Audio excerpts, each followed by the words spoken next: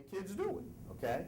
So what I tell you is when we get complaints like that, when I get a complaint on a school, I take it very seriously. And I give it to to a group of investigators that really kind of get on it right away, okay? Because we take, if they're distributing drugs at the high school, middle school, and it's very rare at the elementary school level, but if we do get that complaint, we take it seriously and we try to do something. We put it at the top of the list, and we try to do something with that relatively quickly. Punishments are elevated for dealing illegal drugs on school property or within 1,000 feet of schools.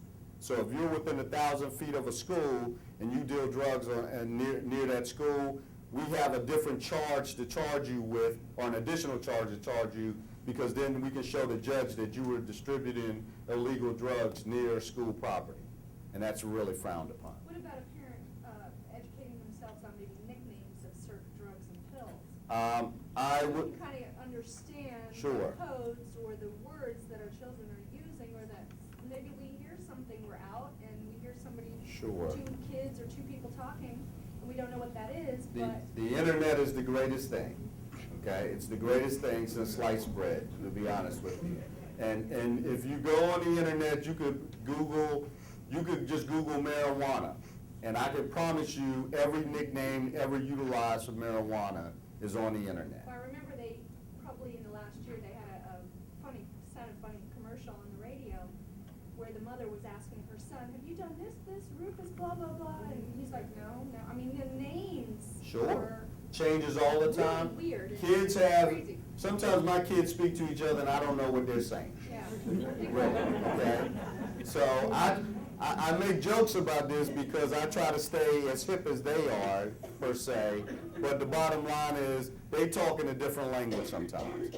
It's I just encourage you to ask them, what does that mean, okay? What does that terminology mean? And if you don't know, then while they're having dinner, I'm on the internet trying to find out. Yes, ma'am.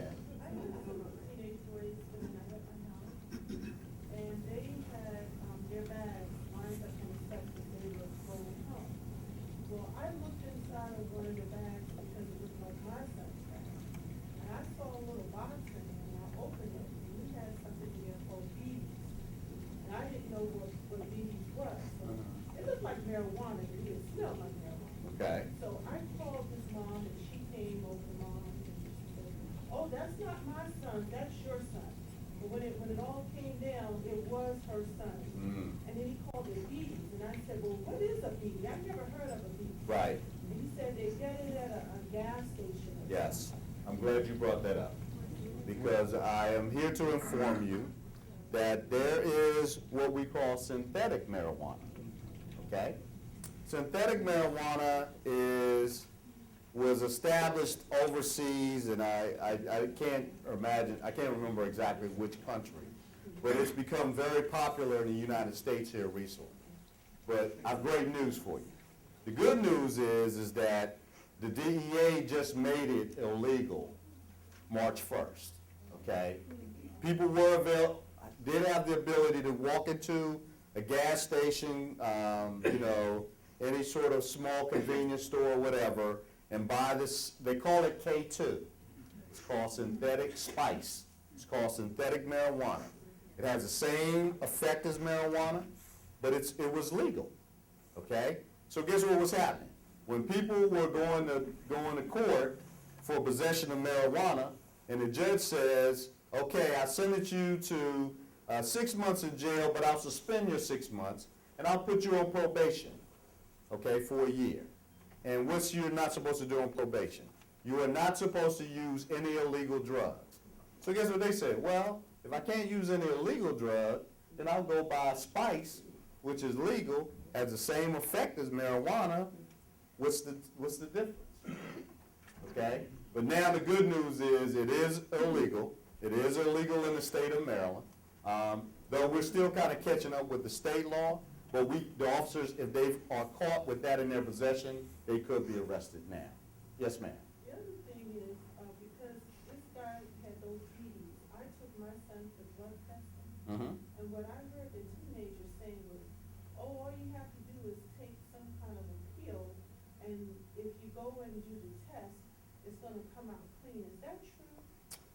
You'll hear a lot of stories. You'll hear a lot of myths, okay?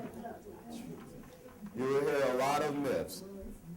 I'll tell you, no, it's not true, but you will hear a lot of people say a lot. They'll tell kids to do a lot of different things, okay? But if they would have, for example, if your son was utilizing the BDs, okay, or his friend, and they would have been taken for drug testing, it would have came up negative, because there's drug testing only tests for illegal substances at the time. So again, this shows you how law enforcement has to keep up with the changes in our society. As we always seem to think we're one step ahead, these guys are always thinking. Okay, they're always thinking of how can we beat the system.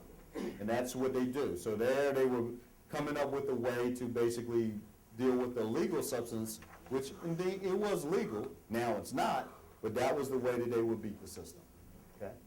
Somebody had a question? Yes, ma'am. Could you tell us how many arrests were made in the Aspen Hill area for drugs, say last month? I don't have that specifically. I could get that and have it to be shared. I'll be more than happy to work with the 4th District Crime Analyst to provide that information for for the Aspen Hill areas, the police reporting areas that we have in this particular area. I'll be more than happy to do that for you. Yeah, I think the Aspen Hill Club, when they have their regular monthly meeting, would be very happy to know, well, maybe unhappy. Sure. To know how many arrests I understand. were actually made Yeah. in the Aspen Hill area. I cannot give you that data. I apologize. Are That's just, you Rockville Police? no ma'am, I'm Montgomery County Police. I know Rockville Police has their reports online. Right. You go to Rockville, but Montgomery County has, you can't go into the Montgomery County. No, what I always tell you to do is that if you have a question about how many arrests are made in a particular area, that's the communication piece you should have with the crime analyst that works at your district station. But how can you not report that? Why does Rockville Police report theirs online on their January report? Ma'am, they have a different reporting system than we have. And so their system is set up a little bit differently than ours, and so that's why it's a little bit different. I don't know Rockville City's system, the way they handle it. I can only tell you that if you have questions about information, our districts will be more than happy to research that information. Okay? Yes, ma'am. Isn't there, I know I get a monthly crime report that covers all crimes that have been reported. Right. And arrests made on a monthly basis. You can see where it is. Sure. They may not tell you exactly the details at Right. all, but that should give you some idea. Right, and it's for certain crimes and not all crimes. For example, you might be a little bit more specific that you want the information, and we might be able to provide that for you if you ask the next Well, I know question. it's some non-governmental agency that collects the Collects the crime data, reports right. and puts Yes. it together. All law enforcement basically works under the FBI's Uniform Crime Reporting System. So we all have to sort of dump our data into this particular database. So, I could tell you, again, we could break down how many arrests are made, but I can't necessarily how many for marijuana or whatever that might be, okay? Yes, sir. The BDs, I should mention, you may not be up to speed on this, but they're kind of popular in the youth subculture.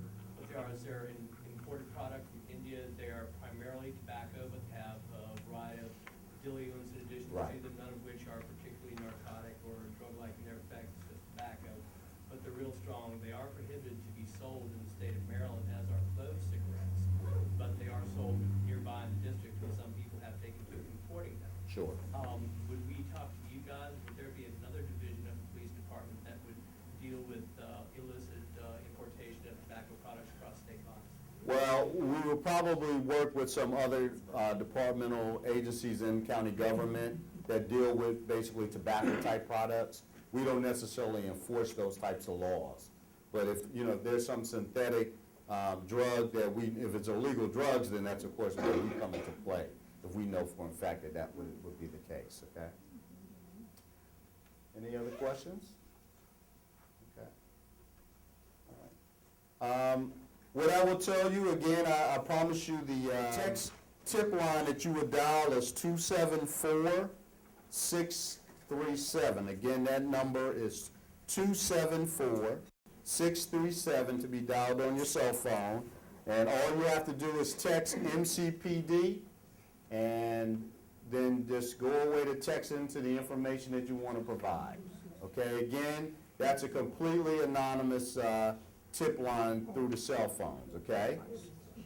If you want to dial a tip, if you want to pick up the phone from your kitchen or you know, looking out the front door, this number is for tips also. For drug tips, it's 240-773-8477.